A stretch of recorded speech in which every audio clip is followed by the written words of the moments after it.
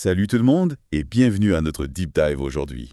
On va se plonger dans un sujet un peu chaud en ce moment en France. Oui, carrément. On va parler de Canal+, Ah, Canal+. géant de la télé et du cinéma français. Tout le monde connaît Canal+ en France, hein. Oui, oui, incontournable. Avec son modèle de pay TV et tout et tout. Oui. On sait qu'il finance beaucoup de films français, etc. Exactement. Mais voilà, Canal+ est en difficulté. Oui, En grande difficulté même. oui, en ce moment, c'est un petit peu la tempête. Alors justement, on va essayer de comprendre un peu ce qui se passe. On va parler de la fermeture de C8, des licenciements annoncés, Oui. de l'impact que tout ça peut avoir sur les téléspectateurs, les employés et l'avenir de Canal+. Absolument. Alors, première nouvelle qui a fait beaucoup de bruit, c'est l'annonce de la suppression de 250 postes, Oui, c'est énorme. dont 150 qui sont liés à la fermeture de C8. Oui, c'est ça. Alors, c'est une décision qui a été prise après le refus de l'Arcom de renouveler la licence de diffusion de C8. Donc, c'est un coup dur pour Canal+. Ah oui, un coup dur. Et ça a des conséquences pour beaucoup de monde, hein. Il y a des salariés en CDI, des CDD, des pigistes, des intermittents. Tout le monde est touché. Et on parle même de 100 postes supplémentaires qui pourraient être supprimés. Oui, au sein du groupe Canal+.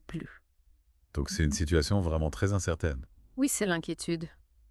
Alors justement, pourquoi l'Arcom a décidé de ne pas renouveler la licence de C8? Alors, officiellement, les raisons n'ont pas été données. Car, Mais on peut imaginer qu'il y a plusieurs facteurs qui ont joué. oui, La part d'audience, par exemple. oui, ça doit jouer forcément. Le respect des obligations en matière de contenu. Bien sûr. Et puis peut-être aussi le contexte politique. Oui, on sait que l'attribution des licences de diffusion en France, c'est très politique. Tout à fait. Alors, face à ce refus, Canal+ a décidé de retirer toutes ses chaînes payantes de la TNT. Oui, une décision radicale. C'est-à-dire Canal+, Canal+, Cinéma Canal, plus Sport Planète. Oui, tout le monde va. Donc c'est une stratégie qui montre bien à quel point la situation est grave. Oui, ils sont dos au mur. Mais est-ce que c'est la meilleure solution? C'est la question. Est-ce qu'il n'y avait pas d'autres options? C'est difficile à dire. Alors la fermeture de C8, c'est un symptôme d'un problème plus profond. Oui. Canal+ est confronté à des difficultés financières. Oui, des pressions financières. On a parlé de la hausse de la taxe qu'ils doivent payer au CNC, Oui, c'est ça. le Centre national du cinéma et de l'image animée. Exactement. Et puis, il y a aussi des incertitudes sur le taux de TVA. Ah oui, le taux de TVA. Alors, est-ce que tu peux nous expliquer un peu l'impact de tout ça sur les finances de Canal+? Alors, la hausse de la taxe du CNC, c'est une charge supplémentaire pour Canal+, Oui. qui est le principal contributeur au financement du cinéma français. Oui. Donc forcément, ça pèse sur leur compte.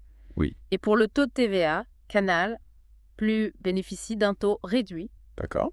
parce qu'ils soutiennent la production cinématographique. Oui.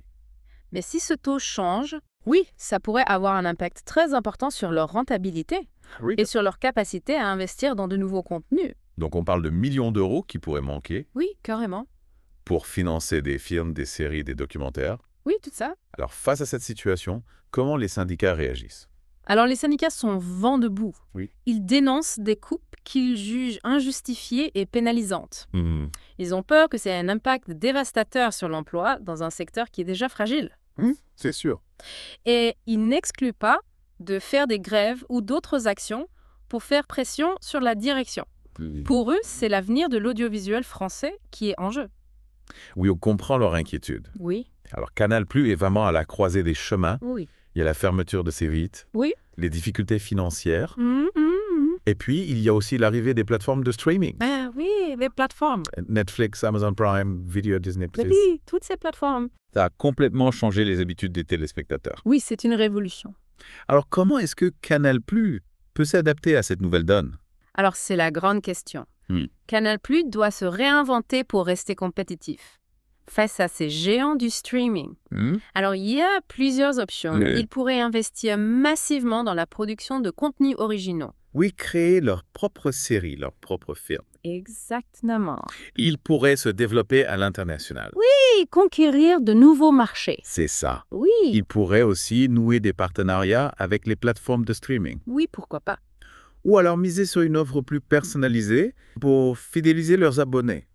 Oui, leur proposer des contenus qui correspondent vraiment à leur goût. Ouais.